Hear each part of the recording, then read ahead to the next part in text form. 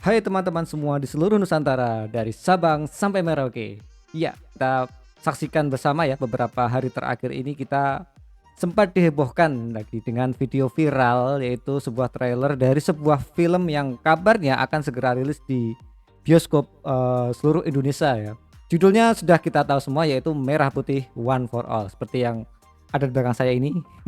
Teman-teman saya yang lain juga udah membahas masalah-masalah tentang budget pembuatan, dananya, kemudian sosnya dari mana dan sebagainya itu semua udah dibahas ya.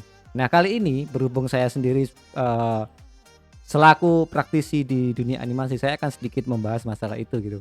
Mungkin spoiler sedikit bahwa di sini saya tidak bermaksud menggurui atau bermaksud menjudge gitu bahwa mungkin saya lebih baik itu enggak ya.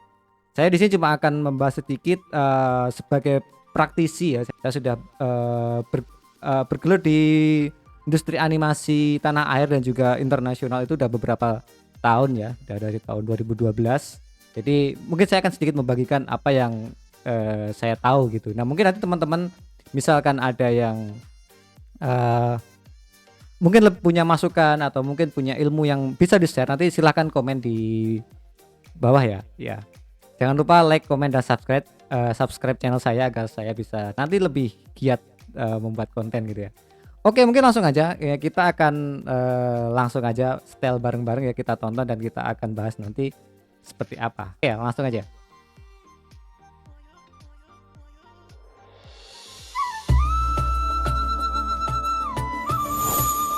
Oke, kita stop dulu sini. Oke, kita akan fokus di Chang paling depan dulu, yaitu dari ini ya, dari intro permulaan yang ini, dari trailernya. Oke, mungkin teman-teman di sini udah tahu ya, jadi bahwa aset yang digunakan untuk pembuatan animasi ini kabarnya sih dari aset library yang udah disediakan. Itu ada Actor Core, ada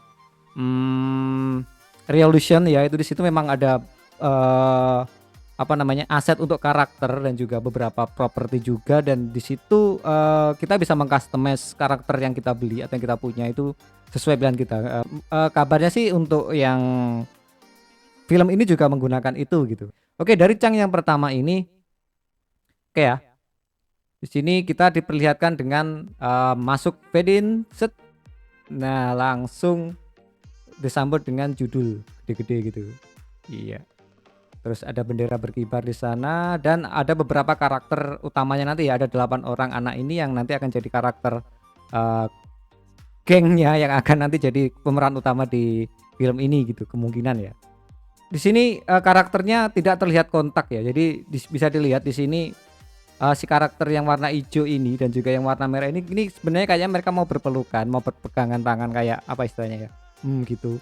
Cuman di sini mereka tidak kontak. Jadi aneh ya. Jadi feel-nya aneh dan kita tidak mengerti mereka maksudnya apa. Kayak di sini dia malah si hijaunya kayak mencium ke tangannya si ini gitu. Si karakter merah ini. Kemudian juga di sini juga bisa dilihat yang di sini mereka kayaknya mau salaman terus mau tepuk-tepuk gitu tapi nggak sampai gitu, lihat. Nah, kemudian untuk yang karakter yang ketiga di sini ini lebih aneh lagi karena di sini karakter yang kuning yang pakai topi ini nggak tahu, ini kayak anomali, badannya kayak nggak tahu kayak kotak-kotak ini kayaknya mesnya entah kesetret atau gimana. Tapi yang jelas ini di sini sangat mengganggu sekali.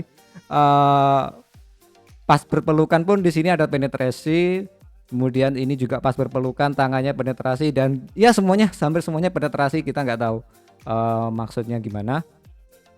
Untuk yang di sini ini yang bagian ini masih lebih mending ya, kontaknya dapat, kemudian juga ya dapat ya, semuanya dapat, cuman masih aja ada beberapa penetrasi di sini misalkan. Nah di sini ada sedikit penetrasi dan sebagainya.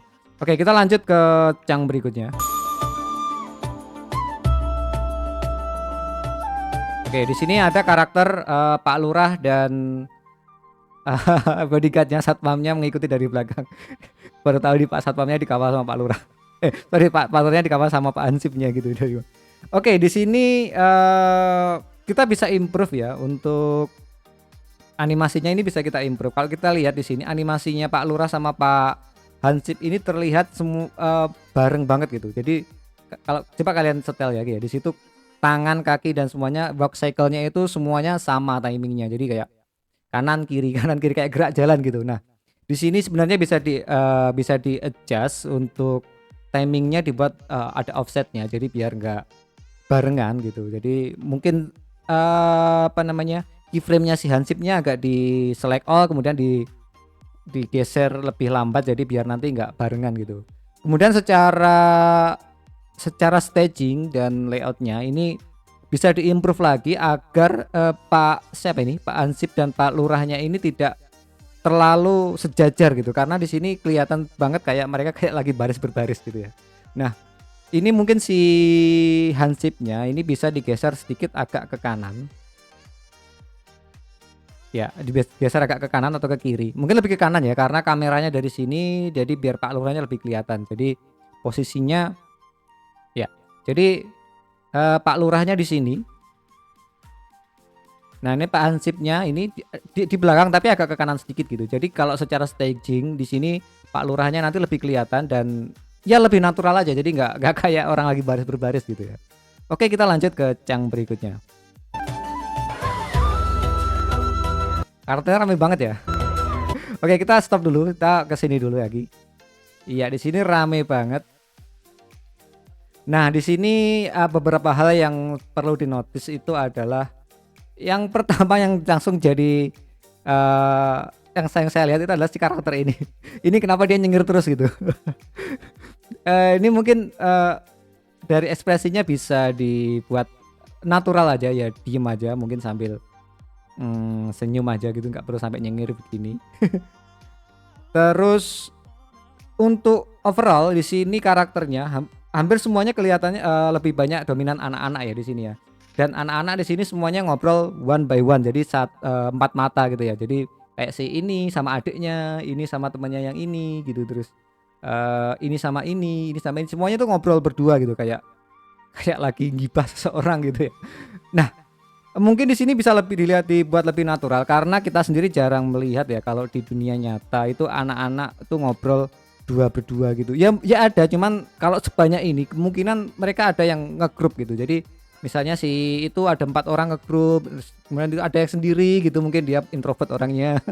Mungkin itu ada yang ngobrol bertiga, dan juga nggak perlu semuanya itu adalah anak dengan anak gitu, karena kesannya kayak terus di sini juga ibu dengan ibu, bapak dengan bapak, kayak kesannya kayak mereka tuh nge-gap gitu loh. Jadi mungkin bisa dibikin lebih natural lagi ya dibikin natural aja, mungkin bisa lebih perbanyak referensinya, orang crowdnya itu di pasar atau di tempat keramaian itu seperti apa gitu, itu semuanya bisa dibikin lebih natural gitu.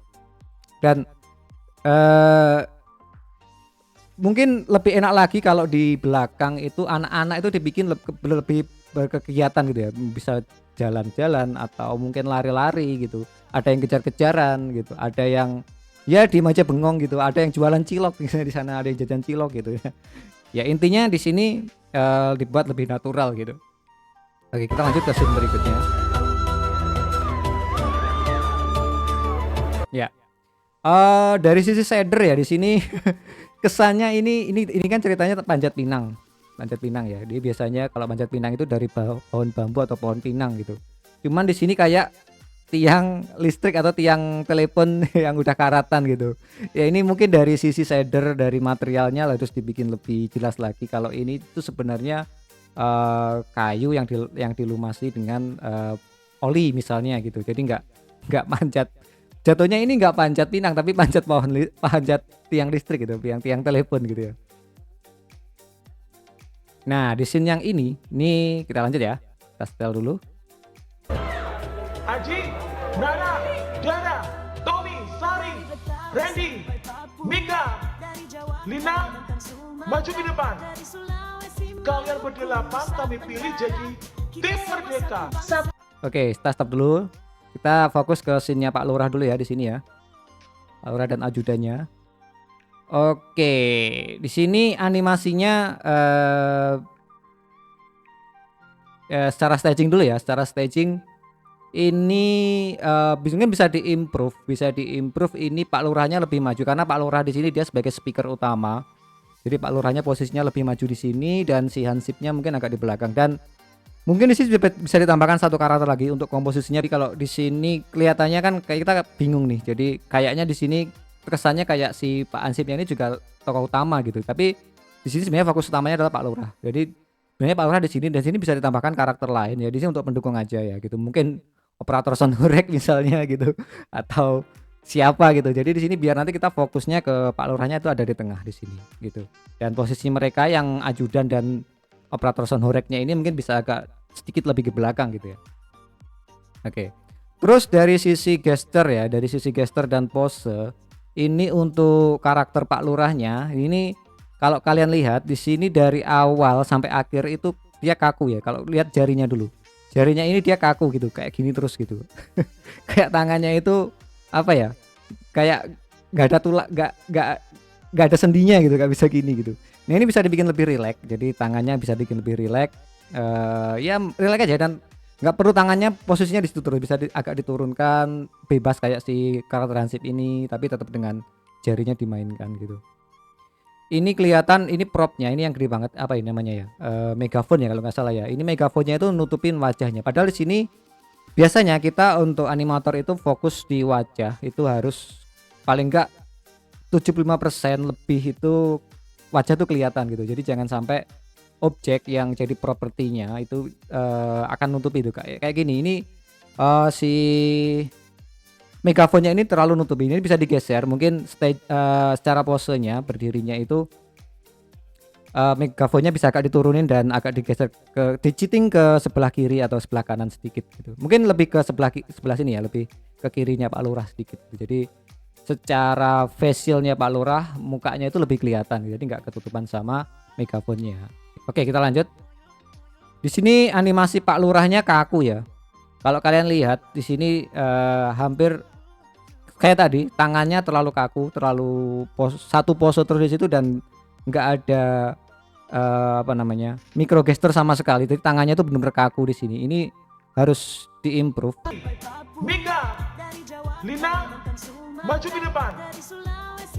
Dan tangannya yang megang ini, yang megang megaphone ini, dia sepanjang dia ngomong itu dia posisinya satu pose terus gitu. Jadi kayak kaku. Ini sebenarnya bisa dibikin agak rileks. Mungkin agak bisa diturunkan sedikit, agak diturunkan sedikit gitu. Jadi intinya untuk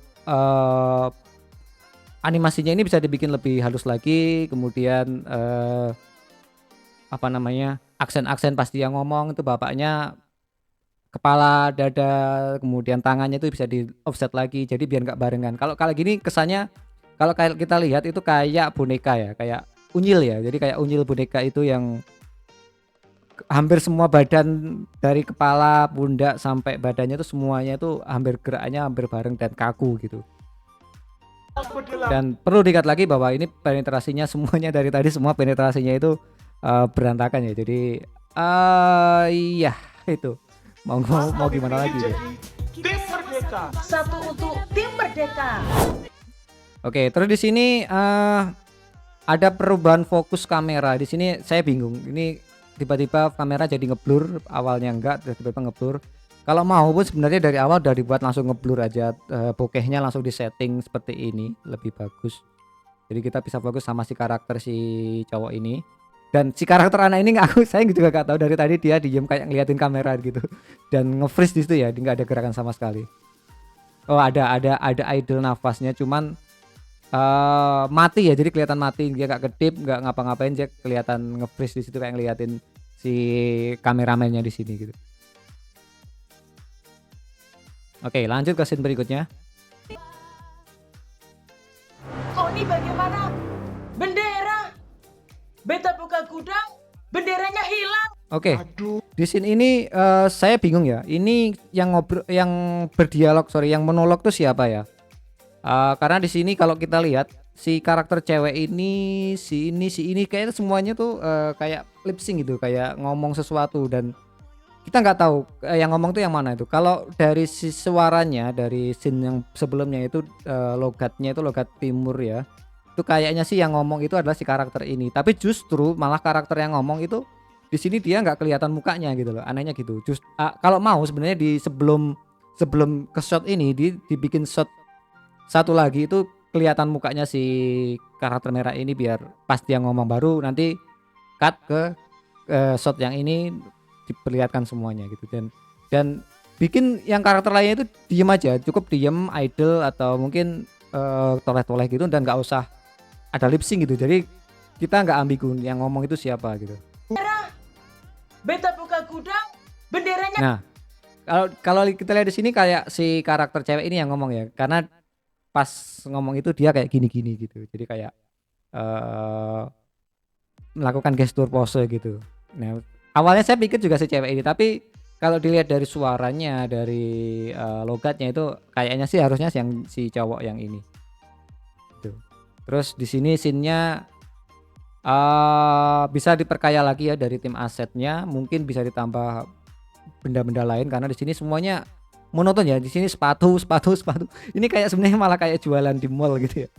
Sepatu di sini ada matras, ini helm. Malah ada senapan di sini, nggak tahu buat apa. Gitu ya. Jadi mungkin bisa dibikin lebih secara komposisinya dibikin lebih menarik aja, lebih kaya dan lebih mendukung aja. Jadi karena di sini ceritanya kan ini gudang desa ya, bukan gudang militer gitu loh. Oke, kita lanjut. beta buka gudang, benderanya hilang. Aduh, itu bendera harus ketemu sebelum besok subuh. Nah, di sini saya nggak tahu ini frame rate-nya kayak berbeda ya. Jadi dari yang sebelumnya mungkin 24-25 frame per second, ini di sini tiba-tiba berubah jadi 12 frame per second. Jadi kayak gerakannya tuh putus-putus gitu. Nah, saya nggak tahu apakah ini maksudnya mau dibikin slow motion atau gimana. Kalau misalnya memang mau dibikin slow motion, ini harusnya tetap dengan FPS-nya sama, cuman gerakannya dibikin lebih lambat gitu. Atau kalau mau dibikin FPS-nya 2 kali lipat lebih panjang, terus nanti di editingnya dibikin kembali ke FPS yang defaultnya 24 atau 25 frame per second gitu. Oke, di scene yang ini saya agak salah fokus sama ekspresi karakter ya. Karena kan sebenarnya mereka di sini dapat tugas berat yaitu mencari bendera yang hilang. Kalaupun ini sebenarnya ekspresinya bisa dibikin lebih mendukung, itu dibikin lebih serius. Jadi kayak si karakter ini cewek ini kalau lihat happy banget dari tadi ya. Jadi kayak jalan-jalan kayak sambil nge-rap gitu, sambil joget ala TikTok gitu. Dan karakternya ini jalannya juga bisa dibikin lebih padat ya. Kalau di sini kayak mereka kayak kembali kayak gerak jalan terlalu formal dan terlalu menyebar gitu, kayak nggak realistik aja gitu. Jadi mungkin bisa dibikin beberapa karakter, ada yang jalan berduaan, ada yang bertiga, ada yang sendiri, ada yang depan gitu. Jadi bikin lebih natural gitu. Kemudian ini masuk ke scene hutan. Ini namanya Raka ya. Saya jadi ingat seseorang. Dengan mukanya juga ingat seseorang ya. Oke, lanjut. Berhenti, jangan lanjut. Bagaimana ini? Aduh, Ini saya nggak tahu ceritanya gimana. Ini tiba-tiba si karakter ini jatuh di sini, tapi tiba-tiba di sini udah nyemplung di sini gitu. Tadi dia jatuhnya di sini tapi nyemplungnya di sini gitu. Ya, ini perlu diperhatikan. Jadi kalau misalnya memang mau dibikin adegan nyemplung, sebenarnya dari sini dibikin langsung nyemplung aja gitu. Gak usah nanti ada cut atau fade in di sini terus ganti cut di sini, tiba-tiba dia udah nyemplung di situ gitu. Jadi dibikin di sini posisinya lebih ke sini ya, karena posisi nyemplungnya kan dia di tengah nih kalau di scene berikutnya. Ya, jadi dia harusnya kepleset di sini, jatuh kemudian nyemplung di situ. aduh, bagaimana ini? Awas, hati-hati Raka. Nah, yang ini secara fisik aneh ya. Jadi si Raka ini sekali lagi mengingatkan saya sama seseorang. Si Raka ini, Hati-hati Raka. nah pas nyemplung ini bisa dilihat dia gerakannya, trajektorinya itu berubah drastis gitu. Jadi kalau kita lihat sekali lagi,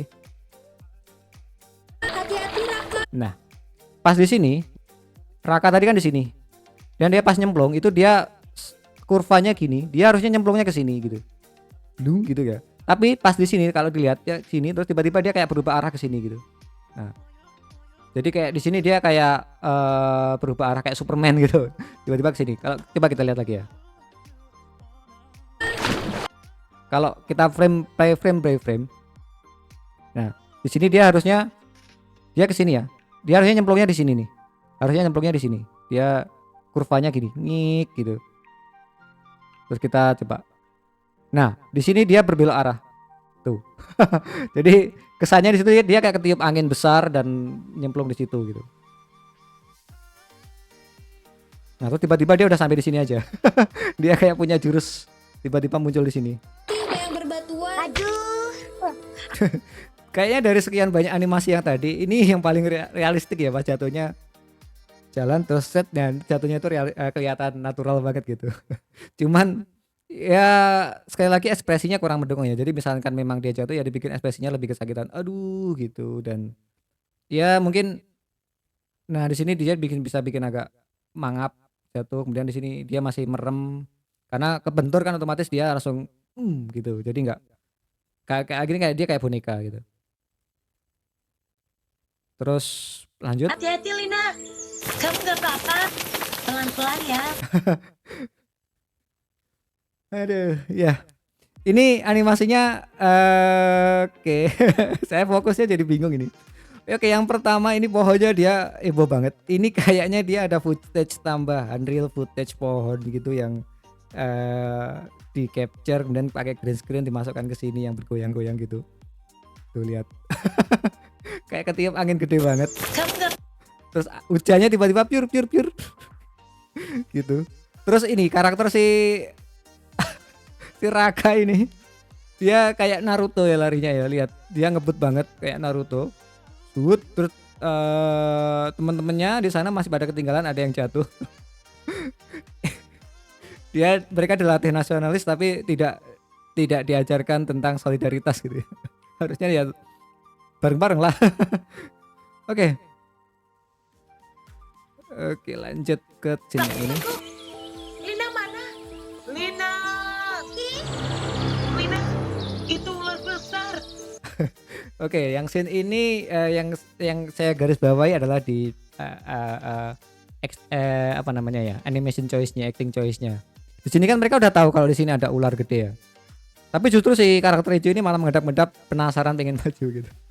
Jadi kayak rasanya mereka nggak takut gitu, justru malah penasaran. Wah, pengen tak tangkep gitu jadinya. Terus ularnya di sini kelihatan juga kayak footage dari animasi yang berbeda dimasukkan ke situ kayaknya, atau library yang berbeda dan dimasukkan ke situ. Di sini ular segede ini kalau kita lihat di dunia nyata itu mereka gerakannya nggak akan seperti itu. Justru ular gede itu biasanya justru cenderung mereka akan diem, akan tenang dan menunggu gitu ya. Misalkan mau dibuat lebih dramatis boleh, cuman harus memperhatikan juga kondisi di natural di alamnya gitu. Jadi misalkan ular ini kalau saran saya dia bisa dibikin ya cukup gestur aja. Jadi dia kayak berdiri kemudian kayak gitu, kayak mendengus gitu dan gak usah terlalu heboh di sini geraknya. Jadi ya win-win solution ya. Jadi dari animatornya nggak perlu capek-capek gerakin dan secara acting choice-nya juga masuk gitu. Saya lihat sini ya. Di sini si cewek aja ketakutan tapi si Bambang gak tahu namanya ini dia malah jalan mendekati gitu. Nah, terus di sini ini ada jump cut ya. Saya nggak tahu apakah maksudnya ini sebenarnya di sini mereka mau melanjutin scene yang ini tadi ada ularnya ini mereka takut lari gitu, atau memang mau berubah di lokasi yang lain. Kalau dilihat ini kayak lokasi yang lainnya bisa dilihat di sini ada batu besar, ada pohon di sini ya. Tapi di scene berikutnya, nah batu besarnya sana nggak ada dan udah pindah tempat. Tapi di sini jump cut ya. Jump cut di sini maksudnya dengan kita anggapannya itu scene yang sama, tapi sebenarnya itu shot yang berbeda gitu.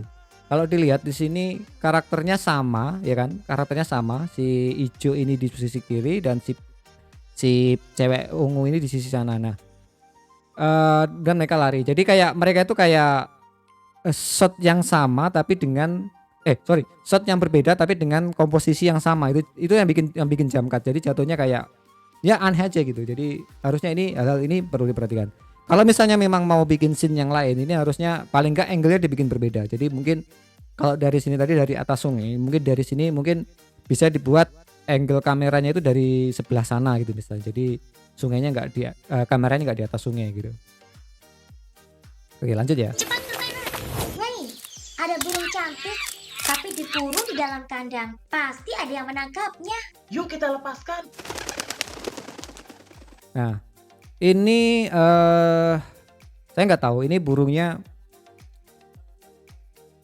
dia terbang tapi di sini malah nabrak pohon. Dia artinya nyangkut.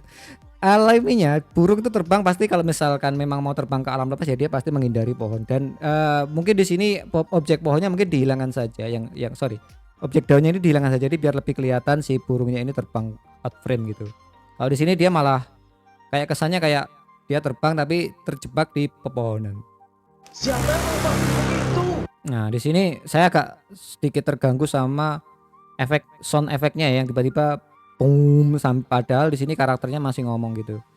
Ini sebenarnya mungkin sound efeknya dihilangkan saja. Jadi tidak perlu pakai sound efek yang kayak kapal itu. Siapa yang membawa burung itu?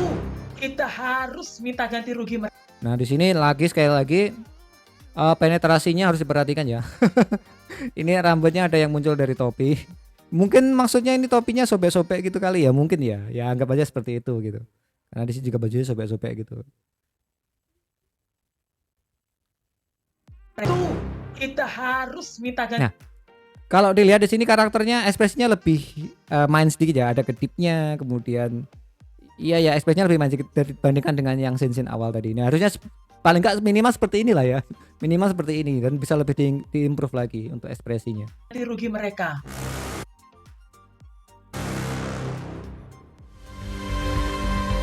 Nah, ini di sini scene ini ya. Kalau kita lihat di sini kan mereka si 3 karakter yang di tengah ini kan kayak istilahnya villainnya gitu, kayak ya anak nakalnya gitu yang mencuri benderanya. Ini benderanya ya. Ini gesturnya harus diperhatikan. Ini kalau si cowoknya ini bisa dilihat ini gesturnya ini terlalu cewek, terlalu feminim.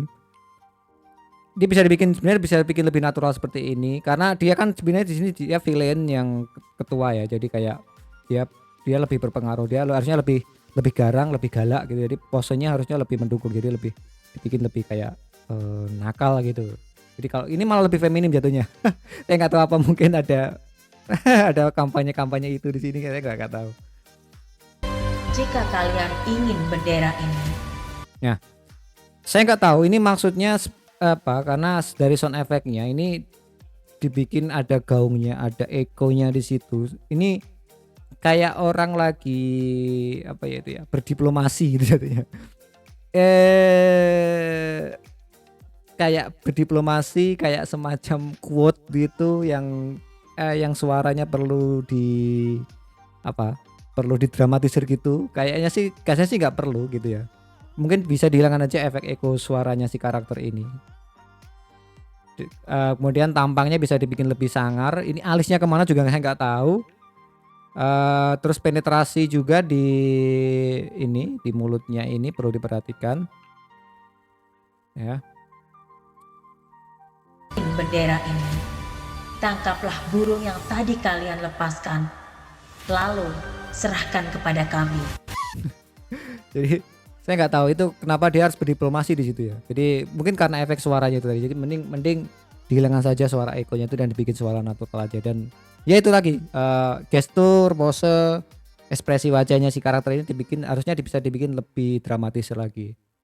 Tangkaplah burung yang tadi kalian lepaskan. Lalu serahkan kepada kami.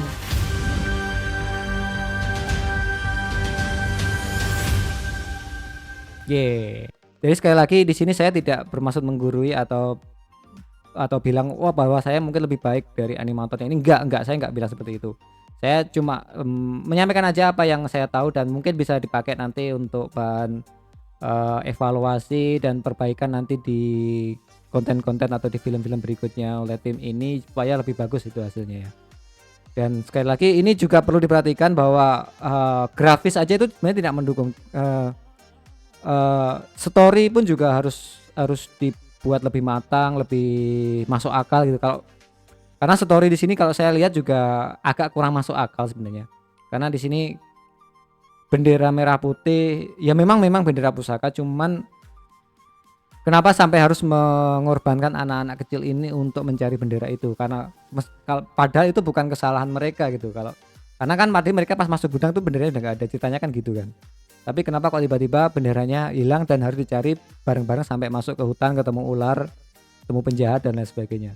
Nah, mungkin bisa dibikin lebih natural buat anak-anak, dan mungkin di awal di awal trailer tadi perlu juga dibikin semacam teaser juga ini, bahwa bendera ini tuh sebenarnya bendera yang legendaris gitu misalkan, atau ini misalnya bendera warisan turun temurun dari zaman nenek moyang kita gitu mungkin ya. Jadi sampai harus dibela-belain, harus dicari sampai masuk ke hutan. Karena kan tadi mungkin lewat pasar ada banyak bendera, mungkin bisa beli gitu ya kalau cuma bendera biasa. Ya mungkin itu. Semoga dengan video ini nanti teman-teman yang menonton ini bisa dapat gambaran, dan juga mungkin buat tim produksinya juga punya bahan evaluasi nanti ke depannya, kira-kira nanti untuk produksi berikutnya bisa lebih baik untuk kualitasnya, dan secara baik secara grafis, secara story-nya, musiknya, dan semuanya benar-benar bagus. Karena ya di sini kita bukan kok asal nonton gitu, enggak, asal ceritanya nyampe itu enggak, cuman semuanya harus dikemas dengan baik. Karena ekspektasi kita kalau film ini tayang di bioskop pasti ekspektasinya adalah yang terbaik gitu. Orang bikin trailer itu pasti dibikin yang terbaik, dari cut atau shot-shot yang ada di sepanjang film itu diambil yang terbaik, dikompil dan dibuat jadi satu trailer sekitar 30 detik atau 1 menit, dan itu akan menjual. Karena salah satu trailer ini fungsinya adalah sebagai marketing gitu ya, jadi biar orang itu tertarik untuk menonton film ini gitu. Jadi harusnya dibuat yang sebaik mungkin. Toh nanti misalkan filmnya mungkin kualitasnya kurang, itu bisa dimaklumi karena mungkin keterbatasan dana, keterbatasan waktu juga. Tapi kalau sebaik ya untuk trailer itu dibikin sebaik mungkin gitu. Oke, mungkin itu saja ya video yang bisa saya sampaikan. Semoga nanti, sekali lagi saya di sini tidak bermaksud menggurui, semoga ini bisa jadikan bahan pertimbangan, bahan evaluasi, bahan belajar bersama. Saya sendiri juga masih belajar ya. Saya masih terus belajar untuk meningkatkan skill animasi saya, dan semoga ini bisa bermanfaat untuk teman-teman semua. Oke, mungkin itu dulu. Kalau kalian suka dengan video ini jangan lupa like, komen juga, dan juga share video ini biar teman-teman yang lain tahu. Dan semoga ke depan film Indonesia, animasi Indonesia terutama, itu bisa lebih bagus lagi. Karena kita sebenarnya nggak perlu bersaing dengan film-film luar yang jauh ya. Tetangga aja Malaysia itu udah bagus sekali untuk perkembangannya. Bahkan di dalam negeri kita sendiri, kita kemarin punya Jumbo, kemudian nanti juga akan ada Panji Tengkorak, itu semuanya bagus ya, kualitasnya sangat wow sekali, dan udah sangat bisa bersaing dengan kualitas film animasi luar negeri. Jadi harapannya nanti dari pemerintah pun juga tidak lagi memandang animasi Indonesia itu sebagai sesuatu yang bisa dianaktirikan itu. Jadi tetap saya mewakili teman-teman semua yang bergerak di bidang animasi, berharap banget semoga pemerintah lebih peduli dan lebih memandang, memperhatikan perkembangan animasi dan mendukung perkembangan animasi di Indonesia gitu. Karena ya kepada siapa lagi kami minta pertolongan selain pada Tuhan, pada Allah ya, pada Allah, kemudian pada masyarakat semua, pada penonton, dan terutama juga pada government atau pemangku adat di negeri ini. Oke, mungkin itu dulu. Semoga video ini bermanfaat, dan kita ketemu lagi di video yang lain. Oke, terima kasih, dan selamat ulang tahun kemerdekaan Republik Indonesia yang ke-80. Merdeka!